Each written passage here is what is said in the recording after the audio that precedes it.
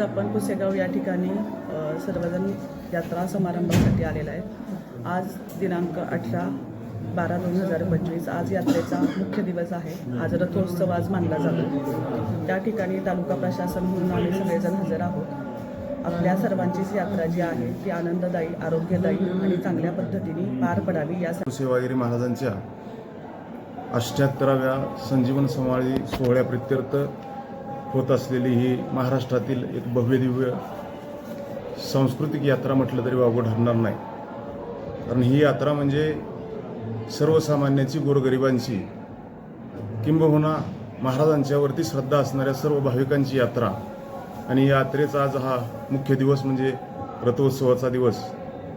आजच्या दिवशी पहाटे 3 वाजता अभिषेक आणि मंत्रोच्चारांच्या ब्राह्मण देवतेच्या साक्षीनं श्री महाराजांना दुग्धाभिषेक घालून विधिवत पूजा होऊन बरोबर 6 वाजता रथामध्ये श्री महाराजांची प्रतिमा आणि चरणपादुका आम्ही स्थापन केलेल्या आहेत।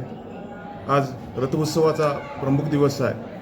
महाराष्ट्रातील आंध्र, कर्नाटक, गुजरात अनेक प्रांतातील भाविक महाराजांच्या दर्शनासाठी येत असतात आणि आम्ही ब्रह्मलीन परमपूज्य श्री सद्गुरू सेवागिरी महाराजांच्या या संजीवन सोहळ्यानिमित्त 78व्या हा संजीवन सोहळा आहे। त्यानिमित्तानं महाराजांच्या या सेवागिरी महाराजांच्या संजीवन समाधीवरती पहाटे 3:30 ते 5:30 या कालावधीमध्ये या ठिकाणी रुद्र आवर्तन आणि महेंद्रचे आवर्तन असे जवळजवळ 15 ते 16 आवर्तन आम्ही नेहमी करत असतो। त्यानंतर दैवातीची पूजा असते अभिषेकाची, त्यानंतर महाआरती, त्यानंतर त्या ठिकाणी महाराजांची आरती पूजा पुष्पांजली होऊन त्या ठिकाणी जे रथाच्या महाराजांची प्रतिमा असते आणि रथावरती जे कळस असतात, महाराजांच्या पादुका असतात, त्या आम्ही त्या ठिकाणी अभिषेकाला घेऊन त्यानंतर गादीवरती जी गादी असते महाराजांची, त्या गादीवरती महाराजांचे जे रथातली प्रतिमा आहे आपली सेवागिरी महाराजांची, त्या प्रतिमेचं पूजन होतं, पादुकांचं पूजन होतं, गादीवरती एकदा आरती होती आणि त्यानंतर बरोबर सकाळी 6 वाजता महाराजांच्या रथामध्ये महाराजांच्या प्रतिमेचं त्या ठिकाणी विधियुक्त पद्धतीनं पूजन करून त्या ठिकाणी प्रतिमा स्थापन, त्यानंतर पादुकाचं स्थापन होतं आणि त्यानंतर कलशारोहण त्या रथावरती केला जातो। आणि त्यानंतर या ठिकाणी जे काही रात्रीबरोबर माणसं थांबली असतात रथाचा नोटा बांधण्याकरता, की जे या ठिकाणी भाविक वर्षभर येत असतो, संजीवन समाधीवरती महाराजांच्या नतमस्तक होत असतो। मनातील त्यांच्या अनेक काय असतील त्या अडचणी, पाप, ताप, दुःख, दैन्य, दारिद्र्य, व्यथा, संकट, वाईट विचार, शारीरिक त्रास असेल, मानसिक त्रास असेल, बौद्धिक त्रास असेल किंवा मुलाबाळांच्या संदर्भातील काय अनेक अडचणी असतील समजा, त्या या ठिकाणी वर्षभर या ठिकाणी येत असतात भाविक आणि समाधीवरती काही ठिकाणी नवसाच्या रूपात ते बोलत असतात आणि ते नवस त्यांचे पूर्ण झाल्यानंतर या येणाऱ्या वार्षिक महाराजांच्या संजीवन समाधीच्या पुण्यस्मरणानिमित्त या रथाला जी मिरवणूक असते त्या रथावरती 1 रुपयेपासून ते अगदी लाख 2 लाखांचे हारापर्यंत या ठिकाणी नोटाचे हार बांधले जात असतात।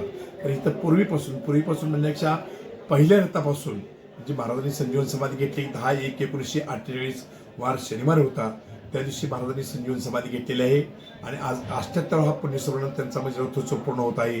म्हणजे प्रथम वर्षापासूनच या ठिकाणी नोटाचे हार बांधण्याची या ठिकाणी नवसाची परंपरा आहे आणि या ठिकाणी आज प्रमुख पाहुणीचे शुभ हस्ते आता थोड्याच वेळामध्ये 10च्या दरम्यान 10:15 दरम्यान या ठिकाणी रथपूजन होईल आणि त्यानंतर त्यांचा आदर सत्कार झाल्यानंतर 11:10 बरोबर हा महाराजांचा रथ ग्रामप्रदक्षिणेकरता या मुख्य गेटमधून बाहेर प्रवेश करेल।